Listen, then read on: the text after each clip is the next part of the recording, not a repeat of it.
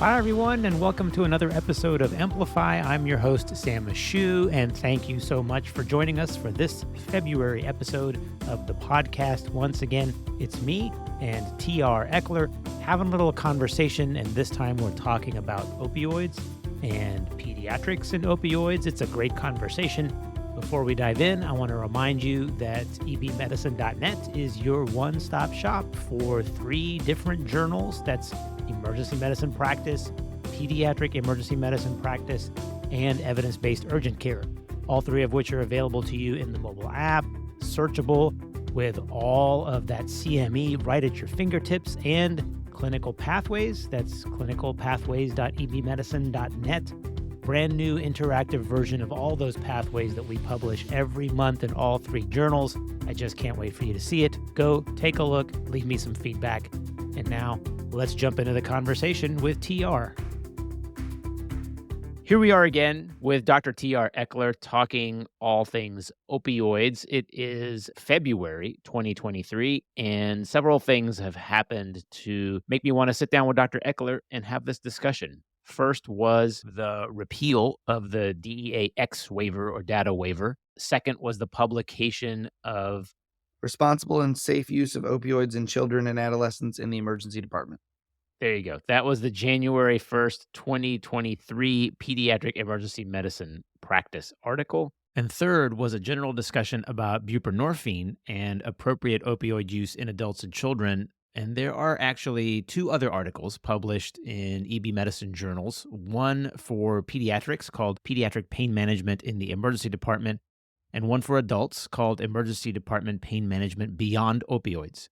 Both of those were published in 2019, so there is already a large volume of information in the EB Medicine library regarding opioids and pain management in both adults and children. And so we thought we'd sit down today and just review some of those things.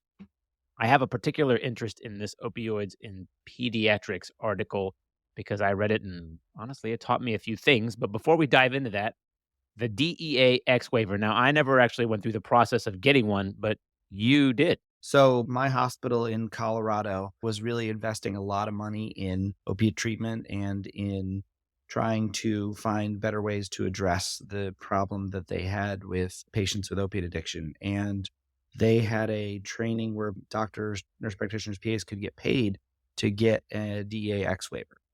And I went through that process, if only to really understand how to approach this and how to do it, but then didn't feel like it was something that we could completely manage from the emergency department, and managed to get other stakeholders in the community between mental health, primary care, and then outreaches from the state government that were basically doing like mobile clinics for treatment. They came down to my little rural town in Colorado, in Trinidad, Colorado, and they basically started doing almost every day a week, except I think Sunday, having some sort of mobile treatment that we could treat with buprenorphine, discharge a patient with a dose for later that day or the next day, and then they could follow up in 24 to 48 hours with somebody that would then institute further treatment for them. And it was a really cool program to be a part of and to get to see that kind of launch, because I think it is really something that if you give people a chance, like what we were talking about this, the NNT for treatment is, if you give 2 people buprenorphine, one of them will stay in opiate treatment going forward. So I think if that's what this is, then sure, I'll give 2 people treatment to get one of them to stay on treatment and to stay off of the other things that they're addicted to. And the program you were a part of was successful. You Very saw much so. people turn around their lives and improve, and it was successful, at least in your regional area. Mhm. And it felt like it was something that everybody, all the stakeholders were really interested in making it happen. So for me, it didn't take that much energy to just push the ball down the hill and say, okay, the ER is going to start this if everyone will follow along. And everyone really pumped up and took on a day. And my biggest goal was like, hey, let's not have all of your clinics open just on Monday and Tuesday. Let's spread your services out so that we can make sure that people have access, because people don't have their emergencies just on Monday and Tuesday when they decide that today's the day for help. So it worked really well, and it made me feel like there's a lot of people interested in trying to address this problem if you start to reach out into your community. And prior to the start of this year, to get a DEA-X waiver or data waiver, you had to sit through an 8-hour training course? Correct. It was an 8-hour training course. And I basically went through the training course, but then you were allowed to basically give Suboxone in the emergency room and then dispense a single dose from a rural critical access hospital where I was. So I never actually went through the process of getting the waiver. I simply got the education, understood the process, understood how to treat it. And I felt like most of my providers were interested in doing that. They were interested in starting treatment, giving a dose, but then they didn't want to take on the additional, responsibilities that came with the X waiver, where like patients were assigned to your license. And there was a lot of other things that kind of came along with it that made, I think, emergency doctors that are used to not having to basically serve then as like the next step in the follow up that I think are starting to get alleviated by this program and kind of the changes they've made.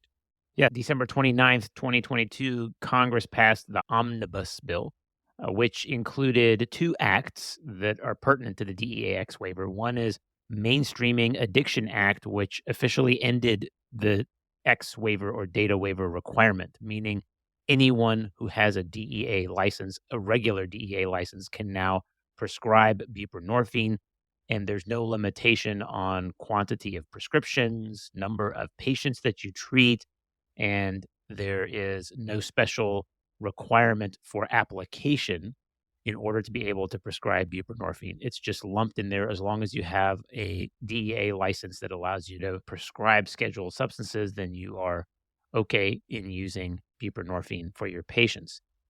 Interestingly, there was a second act, the Medication Access and Training Expansion Act, or MATE, which also passed. And what it essentially did was take that 8-hour requirement that was previously only required for DEA-X waiver applicants and now make it applicable to all DEA license applicants, whether you're renewing or if you're a first time applicant. And that was an interesting step to take. Understandably, with the opioid epidemic, lots of people who are addicted, fentanyl and other opioid type substances everywhere in every community. It's a tremendous problem.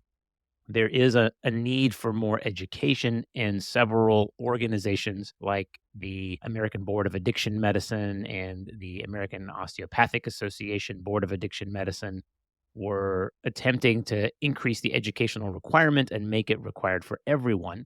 There was a lot of interest in this particular act, and there's a lot of debate about adding this because some organizations said, hey, it's great to ask providers to increase their educational requirements or to do this on a state level.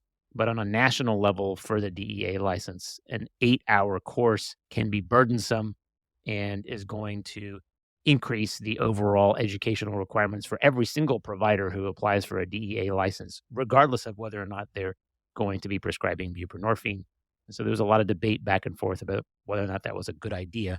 Ultimately, the act passed. So now, if you have a DEA license, the next time you go to renew, you're going to have to sit through an 8-hour course on the treatment and management of patients with opioid or other substance use disorders.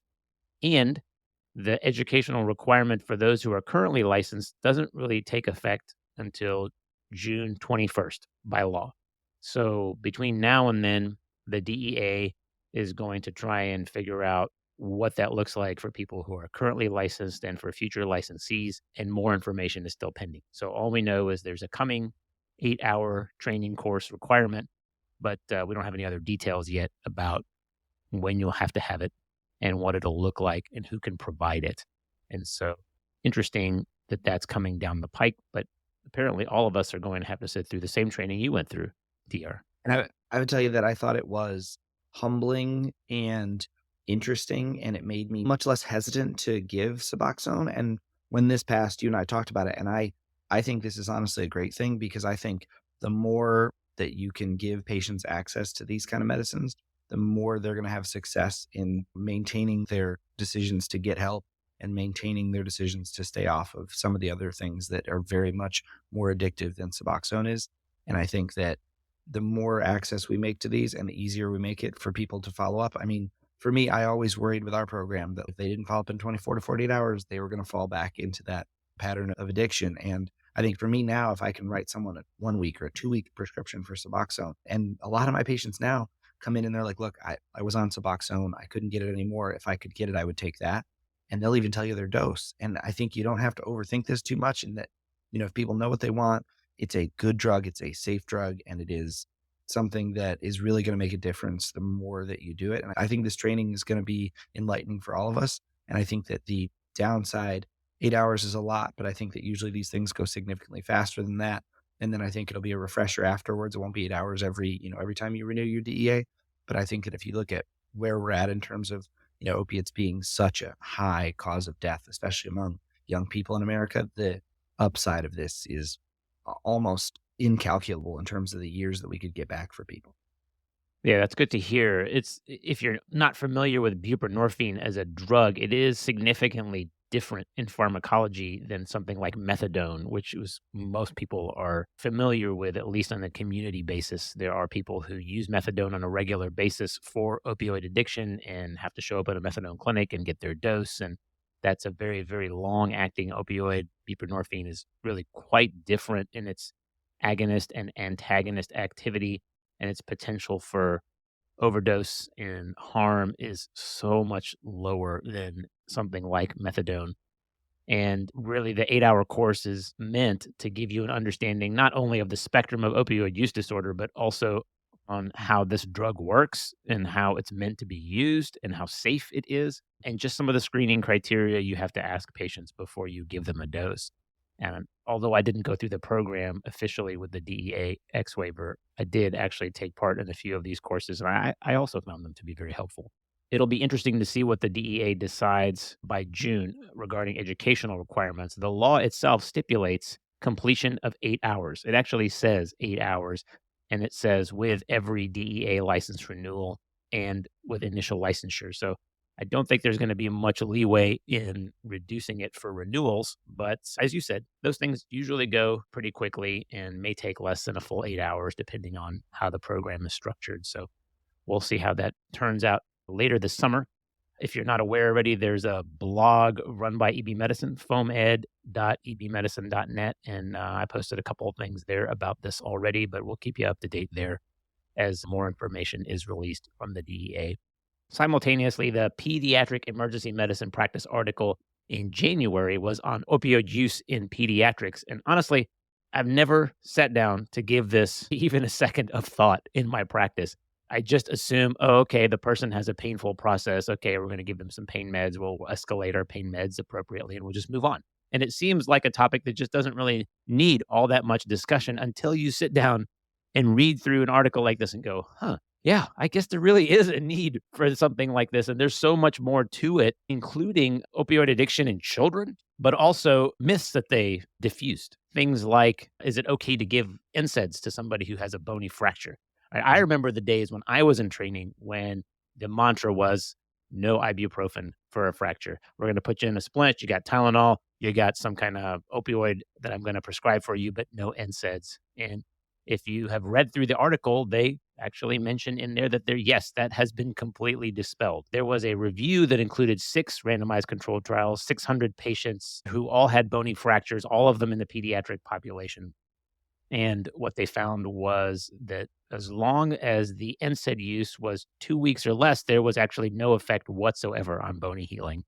And that the only people who had a higher risk of non-union were those who were on it for greater than 4 weeks on a regular basis, and mostly with indomethacin, which honestly I've never prescribed. So it's interesting to read that data and interesting to hear that that mantra is still out there, because I do remember in residency training hearing that. And I'm happy to see that it's been dispelled. And I'm also happy to see that they brought it up in the article to remind people that NSAIDs are okay. For sure. The introduction of the article went into some great detail about opioid use and analgesia in the emergency department. Not surprisingly, we have a lot of painful visits to the emergency department. Children are often showing up with injuries and traumatic injuries from playgrounds and bounce houses and fractures. And that's something we're accustomed to seeing.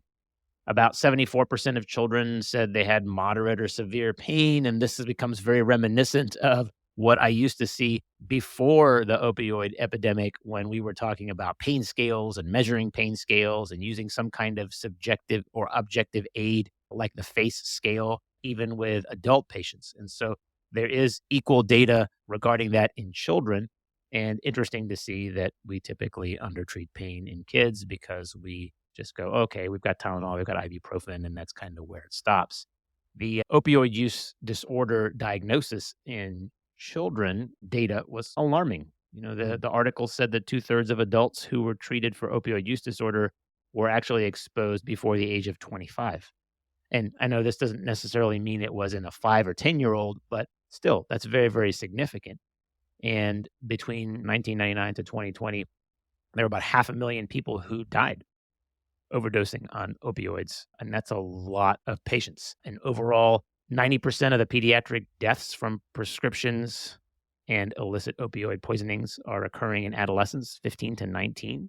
But 6.7% of them happened in children under the age of 5, which is just mind blowing. Like that number of patients who would have an injury or a death from an opioid in that age group is just tragic. It's all tragic. All of that data is tragic. So I think the size of the problem in pediatrics was greatly underappreciated by me.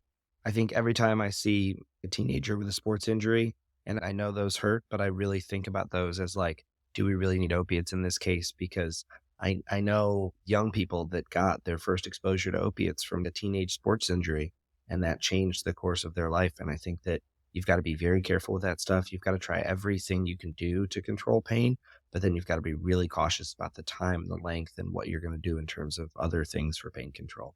And then when it comes to kids, whenever I'm writing a prescription or when like looking at that, I think about how safe is this going to be? Are the kids in the house going to have access to this by chance? Because I've had parents accidentally leave their THC gummies out and have their little kids get into them. And that's kind of a funny story when they come into the emergency room and they're all giggly. But the exact opposite can happen with some of their opiate pills if they accidentally leave them out. And it's real hard to see that in a young kid, that they just slow down and stop breathing. So I think everybody's got to be more aware. And I the same thing here. I think, as this article pointed out, the accessibility of Narcan and Naloxone needs to be as high as possible. Like if you're writing an opiate prescription and someone that you're worried about, like there's no downside to sending them home with Naloxone as well. Yes, so that brings up several important points. For that population under 5, we don't routinely have conversations with patients when we're handing them the prescription. Hey, do you have children at home who are in Mhm. this age group? And please make sure you lock up this bottle so that there's no access to it for your child. Even though it's going to be an accidental exposure, you can do something to prevent that accident if you're just careful about where you put this bottle. And by the way, maybe all the bottles that you have at home. That's an excellent conversation to be having, even just as a side note with a patient that I do not routinely do. And you also brought up the prescription to an adolescent. We also don't routinely have that kind of conversation with the patient or with their parent of, hey, I'm going to prescribe this medication. It is completely safe to alternate Tylenol and ibuprofen. And if you're okay with that, don't even fill this. But if you need it, it's okay. I'm going to give you a very limited quantity of it. And then maybe just taking it a step further and saying, hey, by the way, tell me, is there anybody in the family who has opioid use disorder? Is there a history of addiction? What's the family environment like? It's just a few more questions to ask in that screening process when you're about to give someone a prescription of that sort. And oftentimes, honestly, I get that question from parents. I'm not really getting it from the child or the adolescent. I'm getting it from the parent who's saying, oh, well, you gave them whatever here in the department. How am I going to control this at home? And it's a conversation with them about, well, we're immobilizing, we're doing these things, we're doing ice, we're doing all these extra things that you can do at home as well. And hopefully when you get home, the immobilization will continue to provide pain relief. But if they need something, this is the escalating order that we want you to do it in. Do you ever talk to them about like the pain cycles and not letting your pain cycle up? Tell me. Patients, so like a lot of times I'll have patients where like they'll have a fracture or an injury where like I know it really hurts, and we'll get them in control in the emergency department, like you said, with everything, maybe sometimes opiates, maybe not, but usually something like an NSAID, Tylenol, and maybe a lidocaine patch and some ice. And then you immobilize them if it does need reduction or something else. And then I say to them, I'm like, okay, look, you're going to go home. I'm going to give you a long acting NSAID. I like naproxen because I think that instead of trying to remember it every 6 hours, that's your baseline.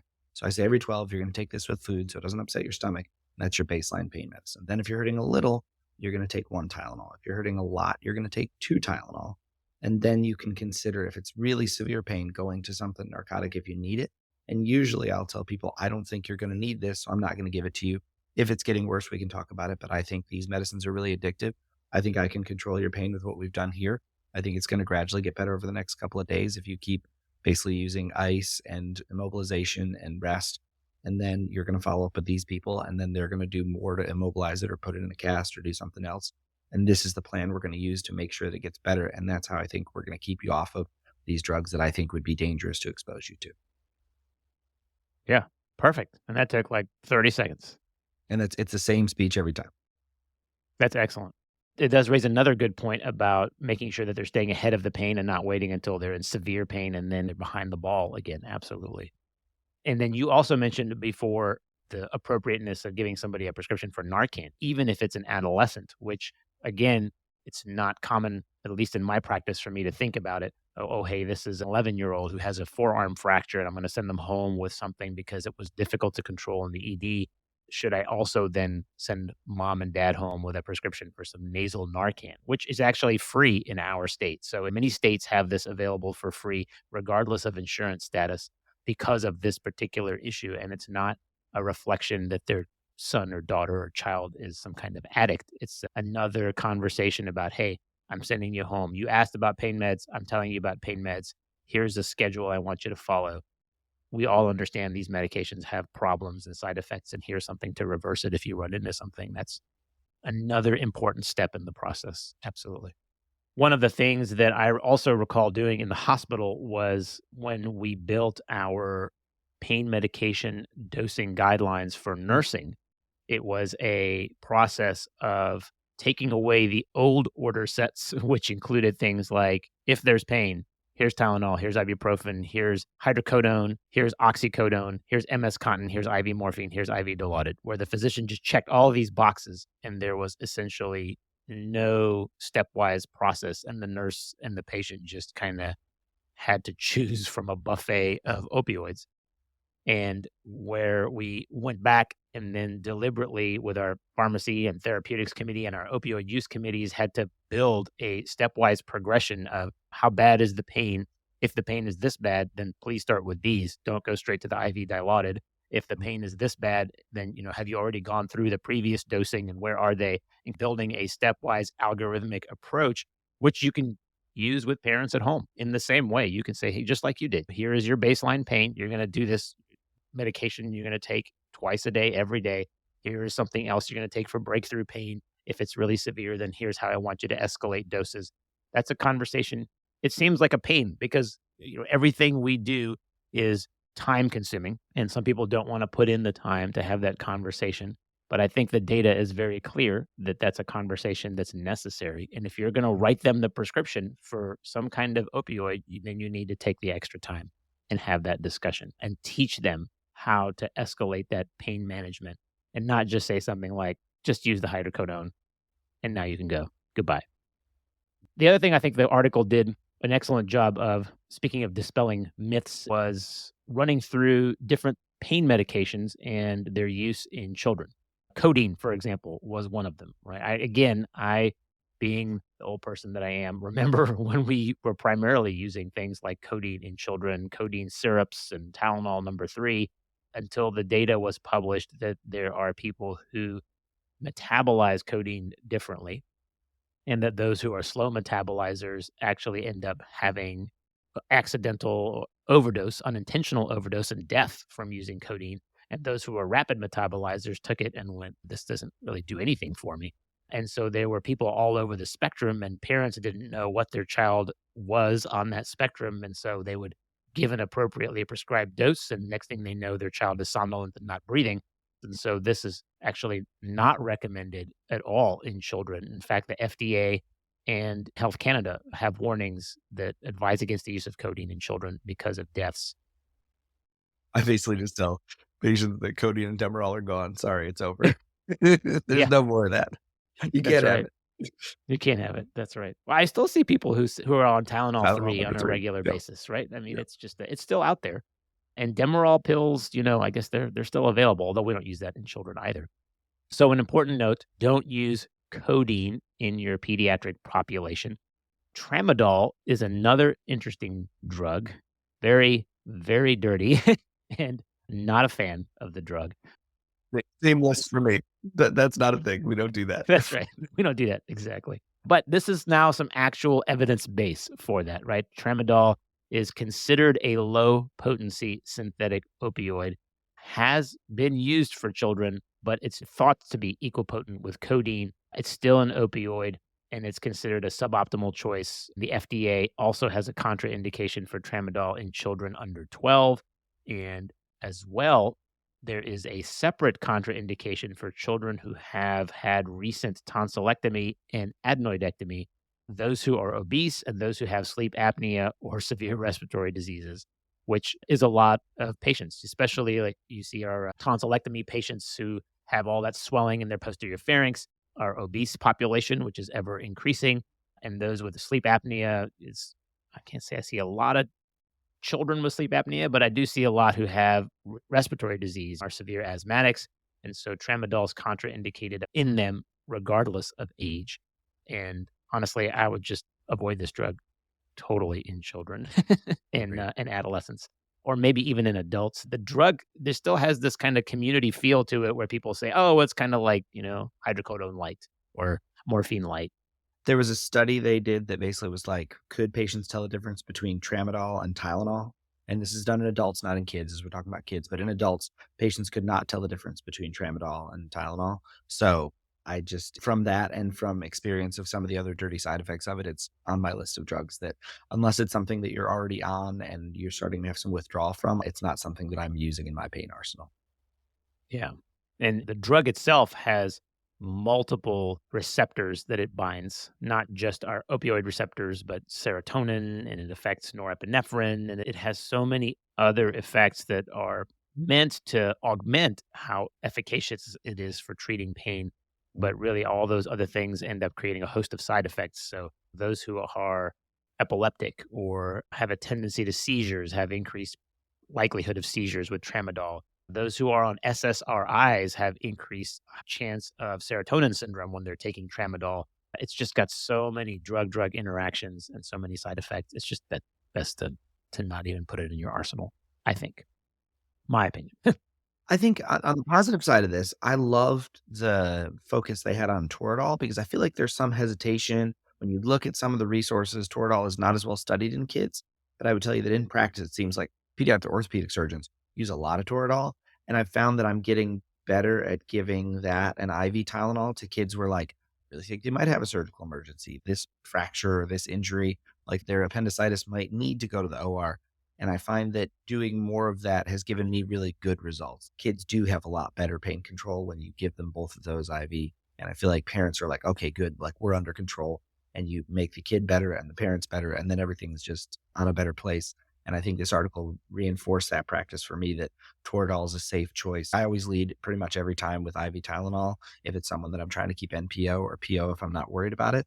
But then I felt like Toradol was a nice, more supported second line than I even thought it was coming into this article. Yes, and I think the authors did a great job of really stressing combination therapy. So you could use an NSAID plus Tylenol, or you could use a opioid like morphine or even fentanyl, and then augment it with something like an NSAID so you don't have to give as much. I think that was a great discussion in the article and something they stressed very, very nicely. They also did a good job of talking about regional pain control. So things like nerve blocks, hematoma blocks, even topical therapy, ice packs, lidoderm patches, all these kinds of things you can still use in children and are quite effective. And if you look at the clinical pathway, even in the article, it talks about things like trigger point injections, greater occipital nerve blocks for headaches, topical lidocaine for neurogenic pain, peripheral nerve blocks for musculoskeletal pain, peripheral nerve blocks for musculoskeletal pain, topical NSAIDs, topical lidocaine, all of these things to augment your pain control for a child that you're seeing in the emergency department, things that you don't really necessarily consider on a regular basis. Have you ever heard of the idea of the pain-free pediatric emergency department? I have. It was a big thing for a while, and I remember reaching out to a couple of friends that are pediatric and being like, what is this? Like, what do you how do you have a pain-free ER?" And I felt like there was some, like, not opiate use thing that went with it, and but I once I really started to understand it more, it really is a great idea. Kids come to the hospital and they're hurt and they're afraid, And what can you do to make it so that their experience is not traumatic and you basically get the things accomplished you need to figure out what is wrong with them, but do it in the way that is least painful and scary and frightening to them. And it changed my practice and it really started making me want to pursue more of these things. So looking at distractive therapy devices like the Buzzy Bee, I really love those because kids think it's really funny and they don't notice an IV as much. Doing topical lidocaine on a kid where you need labs, but those results can wait 30 minutes or an hour. I think if you have that chance, you should do it. I think some of the other things like the needleless lidocaine injectors are loud and a little scary, but also still work pretty good. And then looking at buffering lidocaine, I find that every day I'm always asking providers, hey, I know it takes another minute or two, but that child or that demented adult that's got a big head laceration or that person with special needs that really doesn't understand what we're trying to do here, if you can give them pain relief without giving them that horrible burning pain from the lidocaine, it makes a huge difference. So take that extra 30 seconds or a minute, get the nurses to give you that 1 cc of bicarb. You pull 9 cc's of whatever lidocaine you want through it. And now that acid is gone and it feels completely different. And I've had this done to myself. Buffered lidocaine is so much less painful than normal lidocaine. If you're concerned about how the patient's going to be able to understand the pain that you're going to give them from this, then buffer that lidocaine. Yeah, I could not agree more. I recently had a toe injury on my great toe where I broke it, but then also had a partial avulsion of the nail and a subungual hematoma. And I actually went to my own emergency department and had one of my own PAs numb this thing and try and put the nail back. And it was just a giant mess. And I remember getting the nerve block with just standard lidocaine. And then the next day, I went to see one of our podiatrists here in town where he had to just remove the whole nail. He was like, "This is not salvageable. We're just gonna take this off. You'll heal much faster and you'll be more comfortable." And he used buffered lidocaine, and literally it was like night and day. Night and A little day. bit Night. of cold spray on the skin and a little buffered lidocaine. I didn't feel a darn thing. And he was in there ripping nails off and undoing nail folds and doing all kinds of stuff. And it was just so much more a pleasant experience that yes, I yeah, the difference is definitely night and day with buffering the lidocaine and using some of those little topical agents. People will do things like pinching skin, rubbing, vibrations, the Buzzy Bee you talked about. Really, all of these things help the pain of whatever it is you're going to have to do in order to get their pain under control. And yet, it really does make a big difference, especially in the pediatric population, but also in adults, like I experienced myself. And if you're lucky enough to have one of those child life specialists in your emergency department while the nurse is doing something painful like placing an IV, oh my goodness, the amount of pain that it will alleviate for the patient, for the parent, for the nurse. I mean, everyone is more comfortable when there's a child life specialist in the room and you have to do something to a child. It's just amazing. And if you've never seen it, I highly recommend you go somewhere and just observe one. Look up some of the videos online and just see what they do when the kids are undergoing painful procedures. It's amazing. It really is amazing work. Mm. Now, we spent a lot of time talking about alternatives to opioids, but I think the authors of the article did a very good and balanced job at saying there are going to be times when you need to give opioids. And there was a whole discussion on don't ignore the amount of pain that the child is having because you just don't want to prescribe opioids. That's an appropriate use of the medication. If you're going to combine it with something else that's a non-opioid, that's totally okay. But there are now lots of other options. So certainly if they have an IV in place, you could give morphine or fentanyl, but there are also intranasal options. So intranasal fentanyl, you ever used that in a child before? I've really started trying to hone my practice in of intranasal ketamine and intranasal fentanyl because I think that for small lacerations, for quick little procedures where you need to do a little something but not quite that much, or like a trauma patient where you're just trying to get a kid under control, I think there's a role for that, and I haven't quite perfected it yet. But I felt like this article empowered me to do more of that, especially for young kids, kids that I can tell they're in a lot of pain and I'm not getting control, or I just want good control now, but that's something short acting. I think the intranasal fentanyl is a really great choice. And this made me want to get a little more aggressive with my dosing because I think I'm starting at 1 usually. And I think there's room to start at 2 for the people that you think really need it. And there is an excellent table 2 in the article talks Mhm. about analgesic medication dosing for children who are 1 years old or older. And it starts with things like NSAIDs for mild pain, escalates to things like IV medication for moderate pain, and then severe pain but it includes the intranasal dosing for fentanyl, oral dosing for morphine. That's something I don't actually do commonly in my practice is give an oral dose of morphine, but we have it available in the hospital. So it is something that's available to us in the emergency department. If they don't have an IV and it's not something that you have to attend to right now, an oral dose may work. You don't necessarily have to bring the needle in that scenario. And so there are some good options for intranasal medication, including ketamine, and that table does an excellent job of outlining that dosing. It felt good too because I liked simplifying things in my practice. And the fact that the adult dosing for morphine and pediatric dosing, that dose is the same. That idea, like zero point 0.1 mgs per kilo in my head, I love that I can take their weight in kilos and just knock off the second digit if they're only two digits in their weight. But like the idea that a 10-kilogram kid gets one, a 40-kilogram gets four, and an 80-kilogram kid gets eight. And then if that's too much for the nurses, then I can go to something like Dilaudid where they're more comfortable giving one of that. I felt like this reinforced that practice that that's still the right thing to do and that kids are just little adults when it comes to morphine. Yeah, it's weight-based dosing. They also did a good job of addressing patients who have to undergo sedation. Now, this is actually true in adults as well, but they were specifically talking about children, and there's been an association with pre-procedural opioids in patients undergoing sedation and the occurrence of oxygen desaturation, vomiting, and the need for positive pressure ventilation. And really, the point of that discussion is to say that there are going to be those people who you have to sedate to do a painful procedure. They come in pain. You're going to want to give them something for pain. But in children, if there's less than 30 minutes between the time when you give them an opioid and you're about to go sedate them, then you may want to consider spacing that time because they have an increased likelihood of having complications during the procedure, specifically because the large bolus of opioid is still circulating in their system and hasn't had enough time to equilibrate and now to go and add a set. So if it's been less than 30 minutes, maybe wait longer and then begin the sedation so that you equilibrate with your opioid and then you know how much sedative you're going to have to give for the procedure. Or choose a sedative that gives you pain control like ketamine, which I think is really usually the thing that I'm thinking is, do I want to go ketamine for this kid? And then do I want to give them a little Versed ahead of time so they go into it a little more calm? Or is it something where I think I need opiates and then I go from there? But most all these people for me are getting a little Zofran to pre-treat them and make sure they don't vomit because I find that opiates and ketamine, there's a significant amount of vomiting.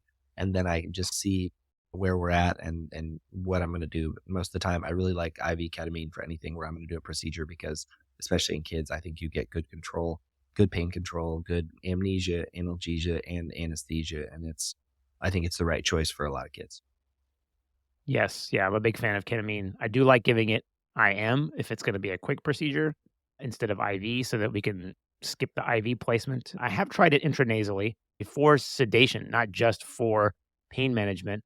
I haven't quite got as good sedation out of it intranasally. That's probably dose related and how much, volume can you really squirt into somebody's nose all at once. But I haven't quite gotten there yet with nasal ketamine for sedation. But yes, a very, very safe and effective drug that will kind of hit all of the check boxes for you.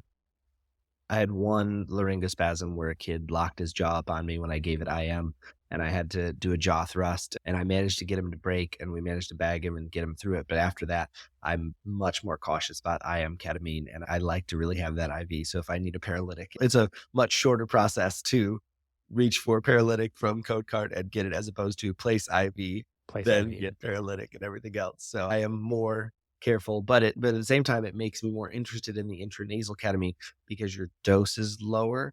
And I think that a couple times that I've had it work, the kid was out for like 10, 20 minutes and it was perfect for a little lac repair. And then they were waking up. It also meant that I could send them home sooner. Whereas the IM, it lasts so long. And I just feel like I'm committing them to a couple hours of observation until they resolve. So there's an area there that we're still going to figure out. And I hold out some solid hope that it's going to keep getting better for kids that come into the ER because we're going to get better and better at this. Yes, completely agree.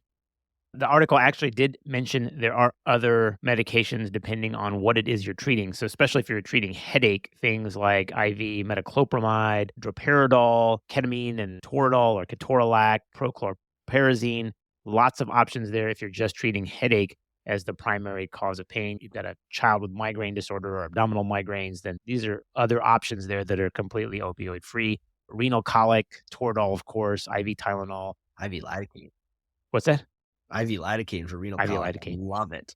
IV lidocaine. I've never used it in a child, but I mean, I haven't seen kidney stones, but if I saw one, yeah. it would interest me. I'd have to look and see if there was any data in kids, but it'd be interesting. There are going to be some children with chronic pain or recurrent pain, especially like the sickle cell population, those kinds of children. And they did address that in the article. Again, it did a great job of just reminding us that these people have prescribers for their chronic pain meds and that engaging them in the process is a good idea. Not always necessarily available in the emergency department if it's after hours or weekends, but just something to keep in mind, making sure that they have some kind of plan or care plan that's already set up. If you're in a hospital that has that kind of availability in your electronic health record, those things are fantastic to have set in advance. That when this patient comes in, here's our care plan for their pain, not just for children, actually, even for adults. So a good reminder that that's an excellent option and something that needs to be started in advance, not during their initial visit. 5 things that will change your practice that came out of this article at the end of the article. So integrating lots of different modalities for pain management, the psychological, the distraction, your child life specialists, engaging the family definitely helps decrease the need for pharmacotherapy. Combining acetaminophen and ibuprofen for moderate pain is excellent and equipotent to opioids in most cases. So combining those two or alternating that regimen, even in the emergency department, can give you very good control. Screening children and their families for opioid use disorder before you write the prescription to send them home with is important and can help identify some of those at-risk families. And if you do identify someone who's at risk, but you still have to write the prescription, sending them home with a naloxone kit or giving them that prescription for it, especially if you're in a state where they can get it for free. If you don't know, just type it into Google and you'll know pretty quickly. I think the majority of states now have a free naloxone program. And lastly, intranasal administration is safe, whether it's for fentanyl or ketamine or even some of the benzodiazepines. It's a quick and rapid way to deliver medications for severe pain without having to place an IV or even in advance of having to place an IV. So kudos to Dr. Ali and to Dr. Drendel for writing the article. It is excellent, and I highly recommend it. Again, this is the January issue of Pediatric Emergency Medicine Practice, which is available to you in the mobile app and online at ebmedicine.net. TR, final thoughts? I think it's really cool to see progress on this front, and I think that it's a very cool time to be a provider in healthcare with so many options to treat pain, and it sure beats the shot of IM morphine back in the early 1900s. That's right. That's excellent. I'm going to take 2 seconds for a quick plug. If you haven't been to clinicalpathways.ebmedicine.net, then you're listening to this podcast now, I want you to complete the podcast and then go check it out. It is basically the interactive version of all of those clinical pathways that we put in the articles for adults, for children, and even for the urgent care articles that are published every month. And it's a new product. It's currently in its beta release, which means it's free to use. So clinicalpathways.ebmedicine.net. There even is a method to leave feedback if there's something you like or don't like or recommendations for more. It's basically a stepwise progression through the decisions that you have to make for all kinds of disease processes. Subarachnoid hemorrhage, chest pain, abdominal pain, pediatric head injuries. I mean, you name it. We've gone through and put the most common presentations and some of the most recent articles in there. And I really encourage you to go check it out and give us your feedback and enjoy it, because it's meant to be there for you at the bedside to help you make that decision pretty rapidly, whether you're in the urgent care or in the emergency department. Thanks, TR. I appreciate your time. Until next time, everybody, be safe.